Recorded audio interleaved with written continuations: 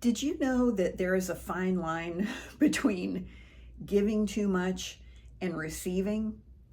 I never understood that, and it really got me into trouble with my relationships. And that is yet another reason why I am still single. I'm Mary, and if you're a single Christian woman over the age of 40 and you love God, but you're still single and you just don't love it, then this is for you. And today I want to talk about learning how to receive in relationships. And for a long time, what I would do in relationships, and I think a lot of us do this in all relationships, friendships, work relationships, we will model the behavior that we want to receive. So, it's that golden rule, right? You treat others the way that you want to be treated. And I always thought, okay, so if I model the behavior that I want to receive, then the man will pick up on that and he'll start to reciprocate. And that is a huge flaw in my thinking. Marianne Williamson is a well-known teacher, and she was quoting A Course in Miracles, and it says, only what you are not giving can be lacking in any situation. And I took that to mean that if there's something lacking in a relationship, then I need to fill the void. As women, we are naturally nurturing and giving and community minded. We try to help each other. We are, rooted in collaboration. But in a male-female relationship, you have to have one masculine and one feminine. Now, I have friends, and I'm sure you do too, where the woman is the more masculine. And I'm not talking about sexuality or anything like that, just meaning that she takes the lead, and the male is the more feminine, not meaning he's effeminate, but that he abdicates control and decision making to the woman. And I can think of several marriages of friends of mine where they have that, and it works fine because you need one masculine and one feminine. Now, in relationships, I prefer to be the feminine, which means I should be in the receiving mode and the male is in the giving mode. So when you think about, for example, let me talk about electronics. When you are connecting to electronics, you might have like the round part of the jack, and then you have the plug that you put in. So this is the male, this is the female, all right? And that is true sexually as well, right? The male is giving, the female is receiving. And when women are giving all the time, that is masculine. And it will start to turn a man off. Now, in the beginning, he might love all the gifts you give him, but that does not mean that he's going to stick around. Dr. Pat Allen, who is a marriage and family therapist in California, very well known in dating and relationship spaces, she talks about how you need polarity in relationships. One masculine, one feminine. Even in homosexual relationships, you have to have one partner who's masculine and one who's feminine. And as women, when we are trying to connect and lead, but we're doing it with a male part, male energy, we're not connecting, we're just causing tension. And I didn't understand that because I thought as a Christian that I was supposed to give and be generous and help others. But in a relationship, giving like that actually undercuts the man. Men are competitive, but they do not like to compete with the women that they are in relationships with. As a woman, when you are acting in a masculine way, to the man, that feels like he has to compete with you. Now, this is sometimes where you'll see men just kind of sit back and say, okay, and they'll become very like subservient. And then if you're a woman who wants an alpha male, you get angry because you say, well, why isn't he being more of a man? But he can't because you're being the man. And what I had to learn was it doesn't mean that you don't give. It means that you give after he does. Okay, so you're reciprocating, not initiating. Let me give you an example. So there was a man in town that we'd gone on a date, I don't know, once or twice, and I just never really was attracted to him. And then like a number of years later, I ran into him and I was like, oh my gosh, like he looks great. And so we ended up going on a date, and it was the holidays. And when he brought me home, I had a gift under the tree and I gave it to him, and the look on his face was kind of confused. I mean, I'm sure he was like, uh-oh, I didn't know we were exchanging gifts. And I maybe saw him one time after that, and then it really fizzled out. And I do think that giving him a gift was part of it, because I was signaling to him that I was giving to him, but he had not given to me. Another thing that I used to give first was compliments, because I thought, well, compliments are important to me, so if I give him compliments, he'll start to reciprocate and give compliments to me. Well, you know something? If a man isn't complimenting you, it's probably because he really doesn't have anything to say.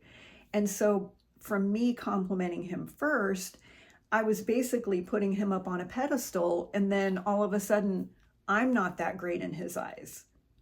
And I think sometimes as women, we think, if a man does something for me, I have to pay him back.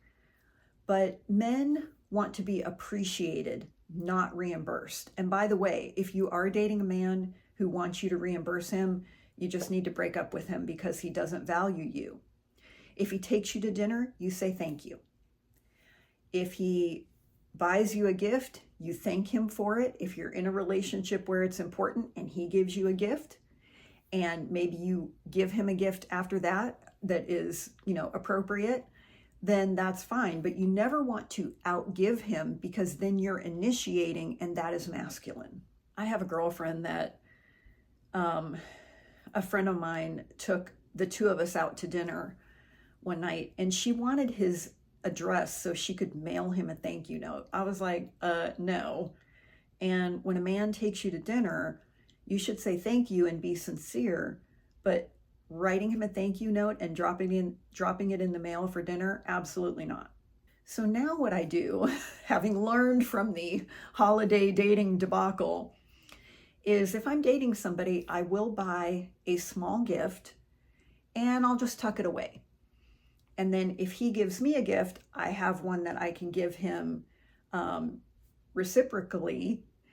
And if he doesn't give me a gift, then that's fine. I can return it, or I can, give it to somebody else later on down the road. But I don't give the gift first if I want to be the feminine in the relationship.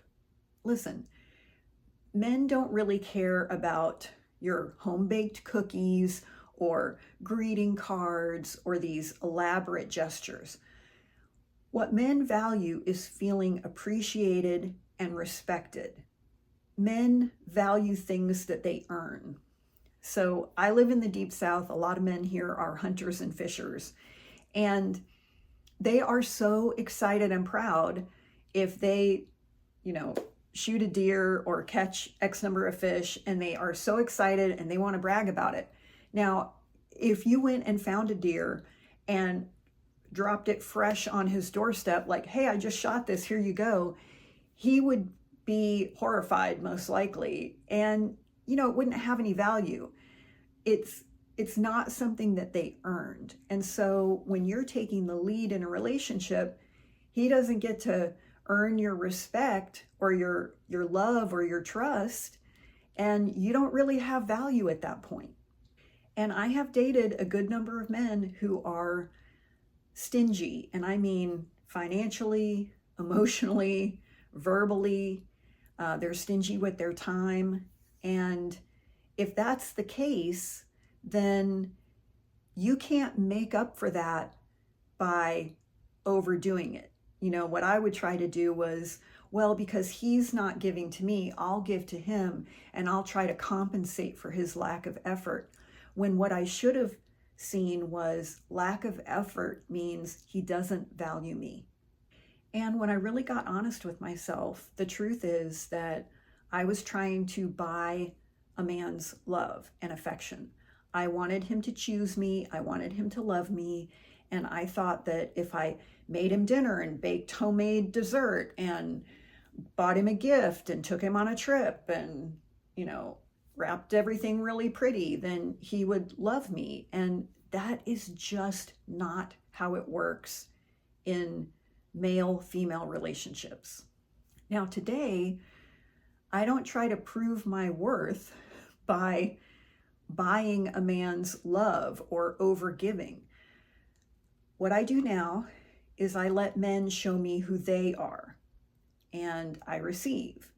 And I respond, but I stay grounded in my standards and just kind of try to put those urges on pause so that instead of rushing in and trying to make something happen, I can sit back and I can watch how he acts and where does he want to go in the relationship.